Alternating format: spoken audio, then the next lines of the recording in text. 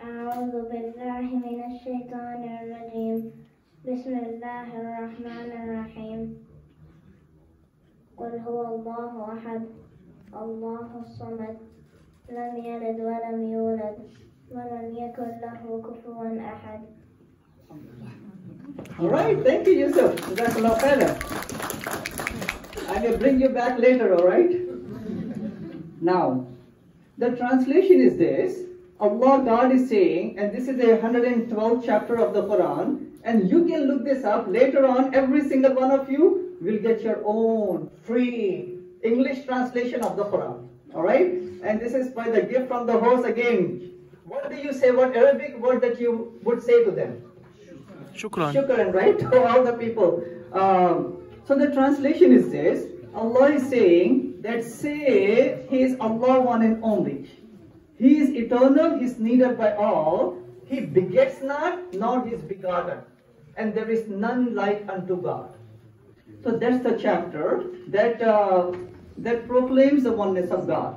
And then you would not be surprised, or you may be surprised, that this is exactly the same concept that every prophet, every messenger, even in the Old and the New Testament, that they introduced to their people. For example, when people, when they were around Prophet Moses, and Moses, he introduced to them the oneness of God in the very first commandment of the 10 Commandments. So this is in the book of Exodus, chapter number 20, verse number 3. The very first commandment is that you shall have no other God besides me. Do not make any graven images of God. Again, in the book of Deuteronomy, Moses, he said, Hear, O Israel, the Lord our God is one. So we say we agree with that.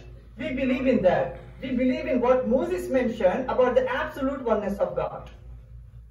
Then Jesus, who we consider to be as a mighty prophet, when people asked him the question, okay, of all the commandments in the Old Testament, which one is the first, the greatest, the biggest of all the commandments? And a quiz question to all of you is, how many commandments that you think are there in the Old Testament? There's a specific number. Yes, sir. 616. You're close enough. 613. 613, Daniel. Thank you, Daniel. Yes, 613 commandments. So this person, he wanted to know, of all of them, which one is the best, the greatest, the biggest of all of them? And this is in the Gospel of Mark chapter 12, verse number 28, the question. And Jesus, who we consider as a mighty prophet, he replied to this person, that hear, O Israel, the Lord our God is only one. Yes. So he introduced the same concept that Moses introduced, and the people who were the recipients of this message of Jesus, they understood that God is one.